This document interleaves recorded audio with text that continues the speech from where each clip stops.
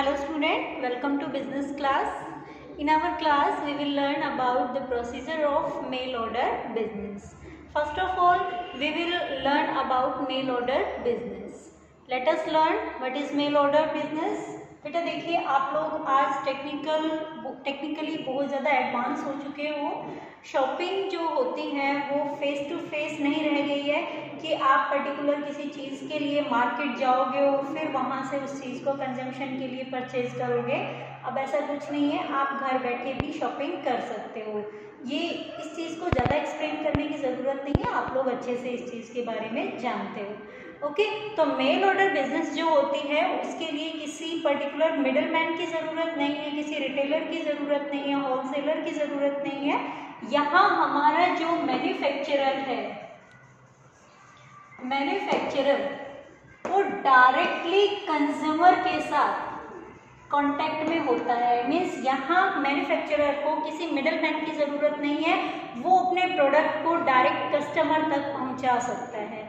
ठीक है, तो इससे क्या होता है कि जो हमारा कस्टमर है उसे बिना किसी मिडल कॉस्ट के वो जो प्रोडक्ट है वो कुछ रियायत या कुछ डिस्काउंट पर अवेलेबल हो जाता है। मीन्स जो चीज़ वो मार्केट से परचेज करने वाला था वहाँ उसे वो कॉस्टली पड़ने वाली थी, अब वो उसे कुछ रियायत पर यानी कि कुछ डिस्काउंट पर या सस्ते दामों पर अवेलेबल हो जाएगी। ओके, तो जो मिडल मैन बीच में इस कॉस्ट को इंक्रीज कर रहा था उसे यहाँ से हटा दिया गया है। ठीक है, मीन्स जो मेल ऑर्डर बिजनेस है वो डायरेक्ट मैन्युफैक्चरर से कंज्यूमर के बीच में डीलिंग कराता है। ओके, तो उसमें मैन्युफैक्चरर जो है वो डायरेक्टली कस्टमर तक जाता है। मीन्स पहले तो क्या था, हमारा कस्टमर अपने ऑर्डर को लेने के लिए, अपने प्रोडक्ट को परचेज करने के लिए मार्केट तक जाता था। मीन्स आप ये कह सकते हो कि यहाँ प्यासा जो है वो कुएं के पास जाता था, लेकिन अब इसकी डेफिनेशन चेंज हो चुकी है, अब कुएं को प्यासे के पास आना पड़ रहा है। मीन्स यहाँ मैन्युफैक्चरर खुद कस्टमर तक जा रहा है। ठीक है, तो उसके लिए उस ऑर्डर को रिसीव करने के लिए मैन्युफैक्चरर को क्या क्या करना पड़ता है, कौन कौन से स्टेप्स फॉलो करने पड़ते हैं, वो आज हम पढ़ेंगे प्रोसीजर में। Let us start. देखिए, मैन्युफैक्चरर को सबसे पहले प्रिपरेशन करनी है फॉर मेलिंग लिस्ट। मीन्स उसके एक्सपेक्टेड कस्टमर्स कौन कौन होंगे, पहले उनकी लिस्ट बनानी होगी। क्योंकि देखो, जब तक उसको ये नहीं पता होगा कि उसके प्रोडक्ट के लिए जो वुड बी कस्टमर है वो कौन होने वाला है, तब तक वो अपने कस्टमर को आइडेंटिफाई नहीं कर पाएगा और अपने कस्टमर तक अपनी बात नहीं पहुंचा पाएगा। ठीक है, आप लोगों ने भी देखा होगा कि ऐसी वीडियोस या ऐसे कुछ जो भी आप वीडियो क्लिप्स वगैरह या ऑनलाइन कुछ भी मैटर आप सर्च करते हो तो उसमें आपको ऐसे ऐड वगैरह जो है वो देखने को मिल जाती है। तो मोस्टली आप जिस चीज़ को सर्च कर रहे हो उसी से रिलेटेड वहाँ पे एड्स आपको देखने को मिलती हैं। फॉर एग्जाम्पल, अगर आप स्टडीज से रिलेटेड मटेरियल सर्च कर रहे हो तो वहाँ आपको डिफरेंट जो कोचिंग सेंटर्स हैं या डिफरेंट जो आपके पास ऐसे चैनल्स हैं जो आपको ऑनलाइन स्टडीज मटेरियल अवेलेबल कराते हैं, उनकी ऐड आपको देखने को मिलेगी। इसी तरीके से अगर मान लीजिए एक हाउसवाइफ है, वो अपने कोई उसका चैनल है जिसमें वो खाना पकाना जैसी कोई चीज़ सीख रही है या वहाँ पे सिलाई कढ़ाई इस रिलेटेड कुछ भी वहाँ सर्च कर रही है, तो उनके लिए वहाँ पे मोस्टली ऐसी ऐड आती हैं जिसमें शॉपिंग से रिलेटेड हो गया या कोई और कुछ भी उनके लिए कुछ स्किल, फॉर एग्जांपल कुछ उनको आर्ट एंड क्राफ्ट का सीखने के लिए कोई ऐड आ जाती है। ठीक है, तो इस तरीके के जो रिलेटेड कस्टमर्स होते हैं, जो हमारे ऐसे प्रोबेबल कस्टमर्स होते हैं कि मे बी ये हमें यहाँ पे अवेलेबल हो जाए, उन्हें कस्टमर लिस्ट आउट करता है, सॉरी मैन्युफैक्चरर लिस्ट आउट करता है। तो मैन्युफैक्चरर का सबसे पहला काम होगा कि मेलिंग लिस्ट बनाएगा कि किन कस्टमर्स को मैं अपने इस एरिया में, अपने स्कोप में कवर करूँगा। ओके, नेक्स्ट जब ये लिस्ट प्रिपेयर हो जाती है तो उसके बाद नेक्स्ट जो स्टेप फॉलो किया जाता है दैट इज रेगुलर एडवर्टाइजमेंट। देखिए बेटा, अगर लोगों को बार बार ये चीज़ नहीं बताई जाएगी कि हाँ हम मार्केट में हैं, तब तक वो आपको पहचानेंगे नहीं। अगर आप किसी भी प्रोडक्ट की बार बार ऐड देखते हैं तो उस प्रोडक्ट के बारे में लोगों के दिमाग में एक इमेज क्रिएट हो जाती है that the product have an quality.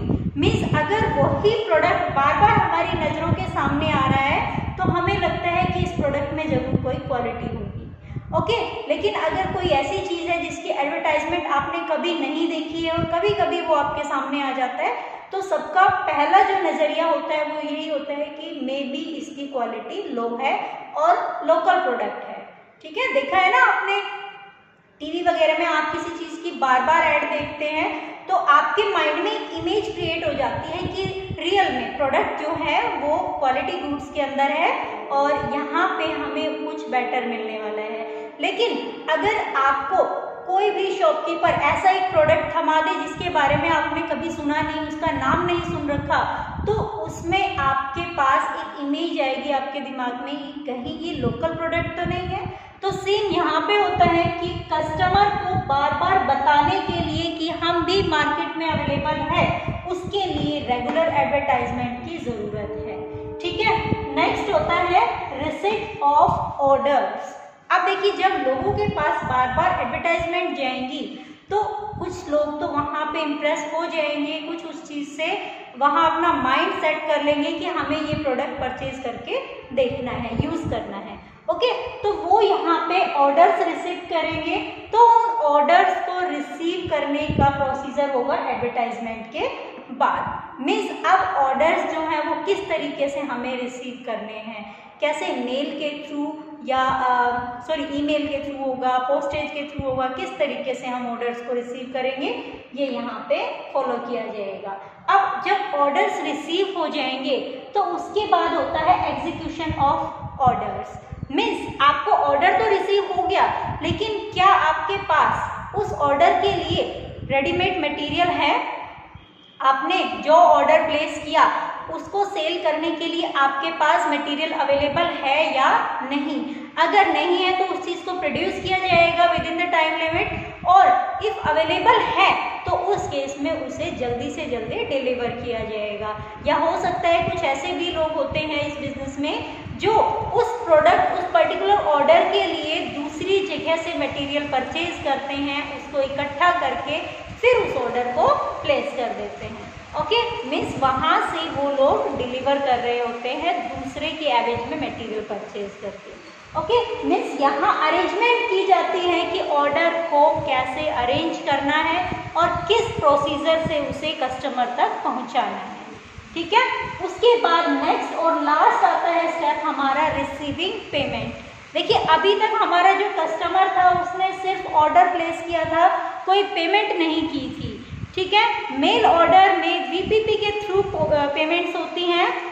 Means VPP आप बोल सकते हो वैल्यू पेएबल पोस्ट। ठीक है, मीन्स जिस पोस्ट के बदले में कुछ पेमेंट करनी होती है। ऐसा आप ऑनलाइन जो आपकी ट्रांजेक्शंस होती हैं उनमें आप देख चुके हो। ऑनलाइन आप कोई ऑर्डर प्लेस करते हो तो कैश ऑन डिलीवरी का ऑप्शन होता है। वहाँ आप क्या कर रहे होते हो, आप पहले ऑर्डर ले रहे होते हो, उसके बाद पेमेंट पे कर रहे होते हो। ठीक है, तो जो पेमेंट लेने वाला पर्सन होता है वो पेमेंट एक्चुअल में कहाँ पहुँचा रहा होता है? उस मैन्युफैक्चरर के पास। ओके, तो यहाँ आपकी पेमेंट जब रिसीव हो जाती है तो जो ऑर्डर मेल करने का आपका प्रोसीजर था वो कंप्लीट हो जाता है, सक्सेस मिल जाती है। ओके, तो ये हमारा ऑर्डर था, प्रोसीजर था कि मेल ऑर्डर जो है उसको कौन कौन से स्टेप्स के साथ फॉलो किया जाएगा। ओके, तो ये हमारा आज का वीडियो। मिलते हैं नेक्स्ट वीडियो में, तब तक के लिए बाय।